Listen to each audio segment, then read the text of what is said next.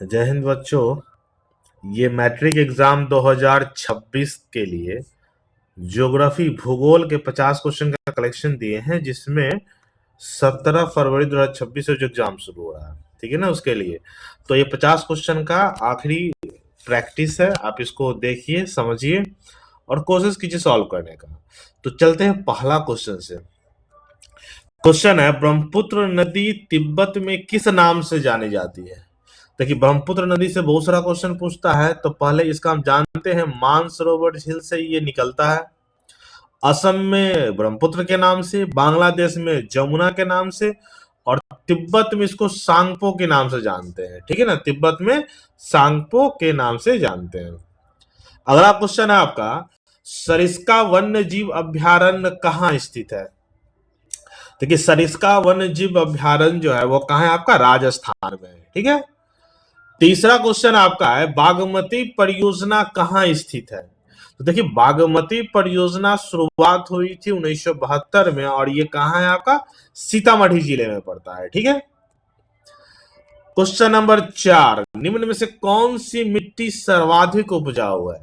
तो देखिए, सर्वाधिक उपजाऊ की बात करें तो कौन सी मिट्टी है? जलोढ़ मिट्टी, जो नदी के द्वारा लाई जाती है, ठीक है। क्वेश्चन नंबर 5, देश के बांधों को किसने भारत का मंदिर कहा है? तो देश के बांधों को भारत का मंदिर कहने वाले भारत के प्रथम प्रधानमंत्री पंडित जवाहरलाल नेहरू थे, ठीक है। अगला क्वेश्चन 6, निम्न में से कौन बिहार की प्रमुख नदी घाटी परियोजना है? ठीक है ना। बिहार की अगर बात करें तो बिहार की नदी घाटी परियोजना जो है वो है सोन नदी, और ये कब? 1874 में ये शुरू हुआ था, ठीक है। चलिए, क्वेश्चन नंबर 7, पेट्रोलियम किस प्रकार का संसाधन है? तो देखिए, पेट्रोलियम ऐसा है जो खनिज से नीचे से निकाला जाता है, और ये पुनः बनाया नहीं जा सकता है, तो ये क्या है? अनवीकरणीय संसाधन है, ठीक है। क्वेश्चन है, काली मिट्टी का दूसरा नाम क्या है? ये क्वेश्चन बहुत बार आपसे पूछा जाता है। तो काली मिट्टी का दूसरा नाम को क्या बोलते हैं? रेगून मिट्टी, ठीक है। किसको? रेगूर बोलते हैं। क्वेश्चन नंबर, कौन सी मिट्टी कपास की खेती के लिए सर्वोत्तम मानी जाती है? कपास की खेती के लिए, तो कपास की खेती के लिए सर्वोत्तम मानने वाली मिट्टी कौन है? काली मिट्टी। काली मिट्टी में कपास ज्यादा उपजाऊ होती है। बिहार में अति दोहन के लिए किस तत्व का संकेंद्र बढ़ा है? ठीक है ना। जल का मतलब पानी का जो दोहन हो रहा है, उससे क्या होता है? आर्सेनिक की जो मात्रा है बढ़ गई है। इससे क्या होता है? कैंसर जनित रोग ज्यादा उत्पन्न हो रहे हैं या मिल रहे हैं बिहार में, ठीक है। अगला क्वेश्चन है 11, विश्व की कितनी प्रतिशत जनसंख्या भारत में निवास करती है? तो विश्व की 16% जनसंख्या भारत में निवास करती है। कितना? 16%, ठीक है। बिहार भारत के किस राज्य में वन सबसे अधिक विस्तार है? तो देखिए, अगर क्षेत्रफल की दृष्टि से जाए तो सबसे ज्यादा वन आपको कहां मिलता है? मध्य प्रदेश में। कहां मिलता है आपको? मध्य प्रदेश में। क्वेश्चन आपका है 13, चरक का संबंध किस देश से है? देखिए, चरक एक महान आयुर्वेद विज्ञान चिकित्सक था, मतलब डॉक्टर था, ठीक है ना। वो राजा कनिष्क के राज्य में राज्य वैद्य थे, और उसका संबंध किससे है? भारत से। और ये लगभग 300 से 200 ईस्वी के बीच इनका जिक्र मिलता है, ठीक है। अगला क्वेश्चन आपसे पूछा गया, विश्व पर्यावरण दिवस कब मनाया जाता है? तो देखिए, विश्व पर्यावरण दिवस मनाया जाता है 5 जून को। कब मनाया जाता है? 5 जून को, ठीक है ना। और याद रखिएगा, 1 दिसंबर को एड्स दिवस मनाया जाता है, यह भी महत्वपूर्ण है। क्वेश्चन नंबर 15 है, इनमें से कौन सा ऐसा जीव है जो केवल भारत में ही पाया जाता है? देखिए, ये भारत क्या, भारत के एक नदी गंगा में ही पाया जाता है। वो कौन है? डॉल्फिन। डॉल्फिन जो है वो केवल भारत के गंगा में ही पाया जाता है। निम्नलिखित में से कौन लौह अयस्क का एक प्रकार है? लौह अयस्क के बारे में पूछा था। लौह अयस्क का प्रकार कौन सा आपका? हेमेटाइट। क्या? हेमेटाइट, मैग्नेटाइट, मैग्नीशियम, ये होता है लौह अयस्क के प्रकार।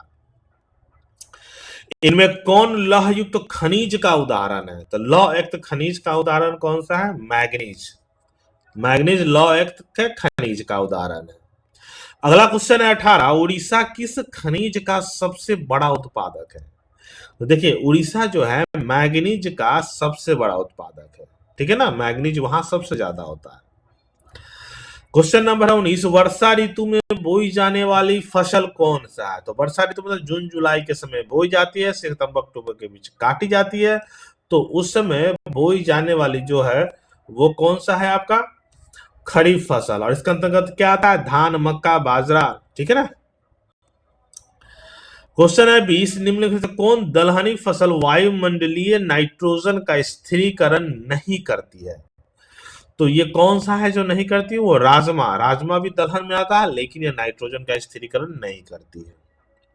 क्वेश्चन नंबर 21, किस भाग में मैंग्रोव वन सबसे अधिक पाया जाता है? तो सबसे अधिक मैंग्रोव वन कहाँ पाया जाता है? पश्चिम बंगाल के सुंदरवन में। ठीक है ना, नाम क्या? सुंदरवन। अगला क्वेश्चन 22, भूमिगत जल स्तर की गिरावट रोकने के लिए कौन सी योजना चलाई गई है? तो देखिए, भूमिगत जल स्तर की गिरावट को रोकने के लिए एक योजना चलाई गई है, उसका नाम है अटल भूजल योजना। क्या नाम है? अटल भूजल योजना। तो इनमें से ऐसा कोई नहीं है, सुन क्या हो जाएगा? इनमें से सभी। अच्छा, ये जो अटल भू योजना है, इसके अंतर्गत सब आता है। ठीक है ना। चलिए, क्वेश्चन नंबर 23, निम्नलिखित में से कौन सा बंदरगाह पश्चिमी तट पर स्थित है? तो पश्चिमी तट पर स्थित होने वाला बंदरगाह कौन है? कांडला। और ये कौन से राज्य में पड़ता है? गुजरात राज्य में पड़ता है। ठीक है, कौन से? गुजरात राज्य। अगला क्वेश्चन है 24, निम्न में पुरानी जलोढ़ मिट्टी कौन है? पुरानी जलोढ़ मिट्टी की बात बोला है, तो पुरानी जलोढ़ मिट्टी कौन सा है? बांगर। ठीक है ना। अगला क्वेश्चन है 25, दक्षिण भारत में सर्वाधिक गन्ना उत्पादक राज्य कौन सा है? तो गन्ना उत्पादक राज्य में पहला स्थान जो दक्षिण भारत में है वो कौन सा? महाराष्ट्र में। ठीक है। अगला क्वेश्चन है 26, भारत के सार्वजनिक क्षेत्र के सभी लौह इस्पात संयंत्रों का प्रबंधन किसके अधीन होता है? तो देखिए, भारत भी की एक सार्वजनिक उपक्रम की कंपनी है जिसको क्या बोलते हैं? सेल। ठीक है ना, steel authority of India limited. और इसकी स्थापना कब हुई थी? 24 जनवरी 1973 ईस्वी को हुई थी। ठीक है ना। तो कौन सा ऑप्शन हो जाएगा? सेल। इनमें कौन औद्योगिक अवस्थिति का कारक नहीं है? तो कौन सा?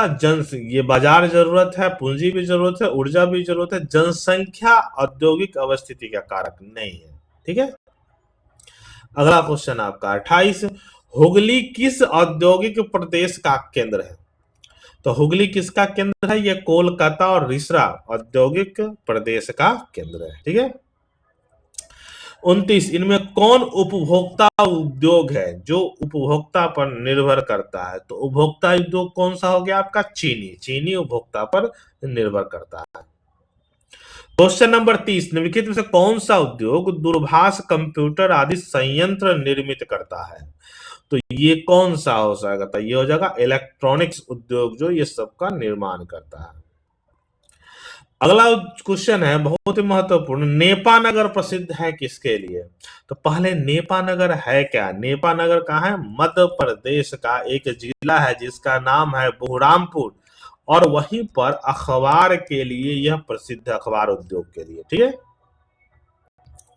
32 नंबर, निम्न में से कौन भारत में सर्वाधिक चाय निर्यातक पत्तन है? ठीक है ना।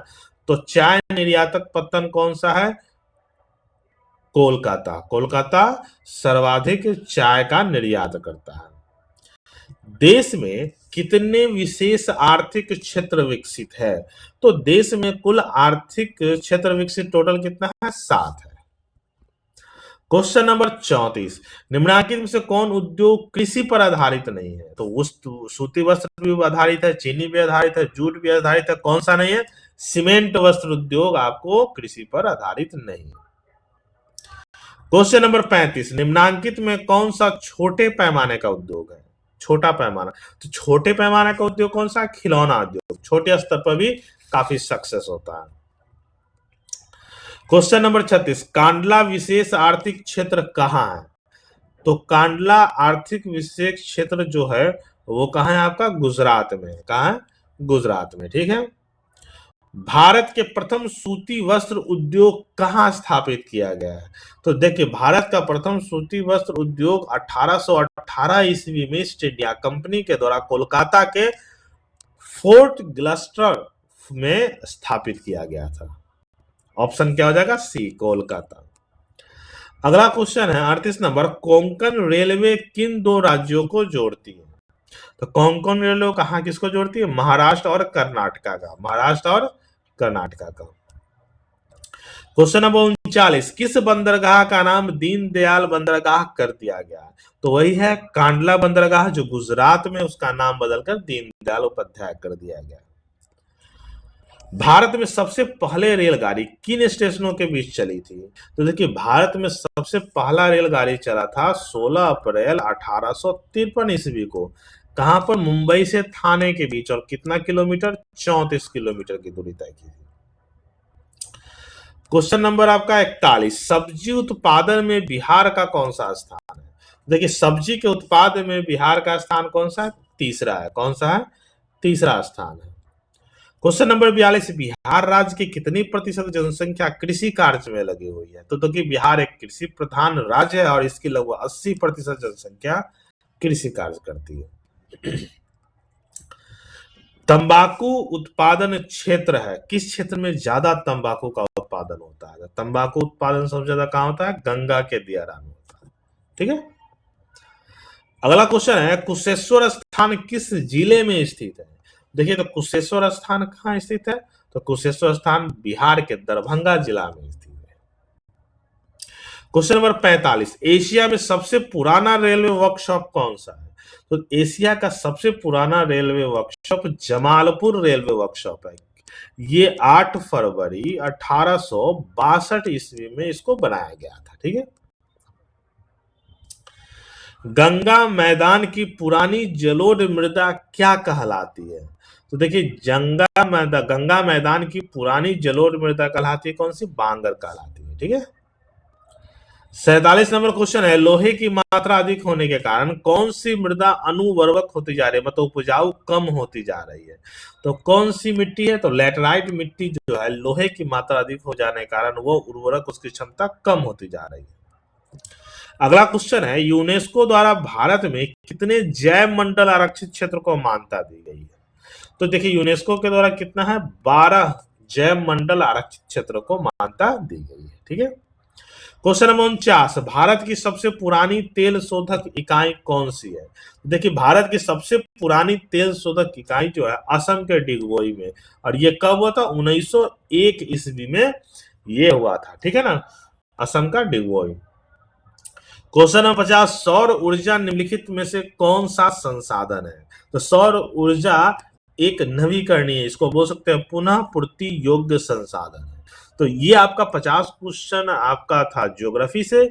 आप इसको 2 बार 3 बार इसको रिवाइजन कीजिए, इससे बहुत सारे क्वेश्चन आने की संभावना है। अच्छा लगे तो शेयर कीजिए, लाइक कीजिए, कमेंट्स कीजिए। धन्यवाद।